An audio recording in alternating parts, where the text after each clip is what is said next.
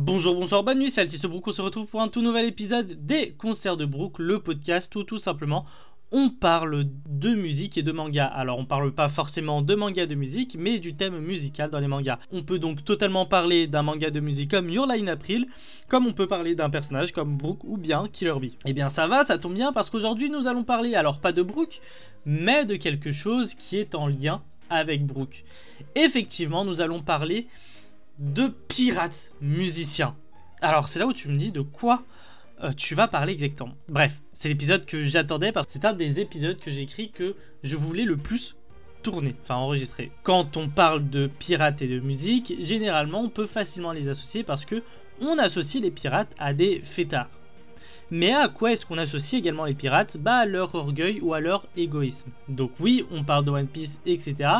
Mais dans One Piece, on n'a pas des pirates forcément que égoïstes ou que orgueilleux. Alors, que orgueilleux, c'est quand même à débattre. Ce que je veux dire par là, c'est qu'il y a quand même des pirates assez spéciaux qui, quand même, au lieu de mettre leur propre intérêt en avant, ils vont mettre en avant les intérêts de d'autres personnes. Or, là, tu vas me dire que tu penses au Mugiwara, bah pas tout à fait.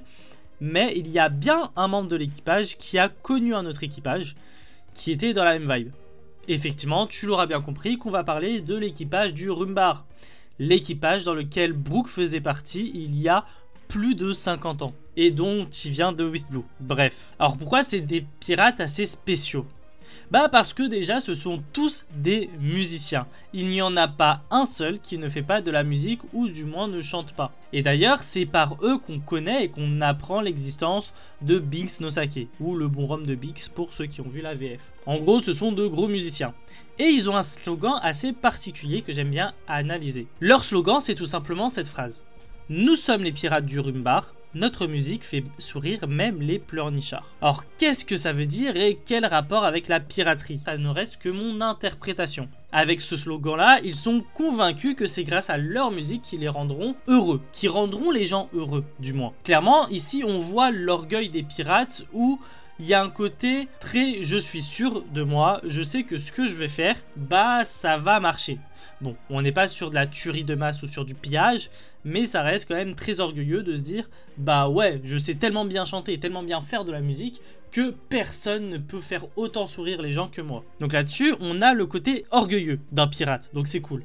Alors l'égoïsme pas trop, mais orgueilleux quand même est là. Mais d'un autre côté, c'est quelque chose qui met au service des autres. Parce que quand tu fais de la musique, tu fais pas de la musique forcément pour toi. Tu fais de la musique pour transmettre quelque chose. Et là, pour le coup, c'est transmettre de la joie de vivre, transmettre du bonheur, transmettre le sourire aux autres. Et notamment aux pleurnichards. Donc c'est là où on voit un petit peu ce contraste entre piraterie et musique. Piraterie, mais bienveillance, tu vois. Alors en vrai, on ne s'attarde pas beaucoup sur cet équipage-là dans cet anime.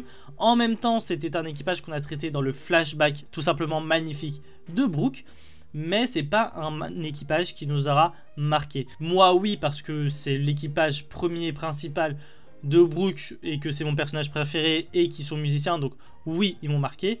Mais dans la conscience collective, en tout cas, c'est pas un équipage qui a marqué les esprits. À Emmett, il y a Laboon également qui a fait partie de cet équipage, ou à la rigueur vraiment, il y a Yorkie, le capitaine de l'équipage. Mais globalement, ça s'arrête à ces personnages-là, enfin ces personnes-là, et à personne d'autre. J'espère quand même qu'on les reverra un jour, je ne pense pas, mais j'aimerais bien voir un petit peu leurs facettes plus en détail, et voir vraiment leur côté musical plus en détail, même si on a déjà quand même pas mal d'informations. Bref, voilà pour cet épisode d'aujourd'hui, épisode un petit peu court, mais épisode un petit peu sur la piraterie et sur Brook, enfin du coup son équipage, et c'est pour ça que je vous dis que quand je peux parler de musique et de manga, ce n'est pas forcément de manga de musique, parce que bah One Piece n'est pas un manga de musique à ce que je sache, mais il y a des thématiques abordées via la musique, et notamment la piraterie, l'égoïsme et la bienveillance qui sont aux antipodes les uns des autres. Bref, en tout cas, bien sûr, si tu veux écouter d'autres épisodes, tu n'as qu'à écouter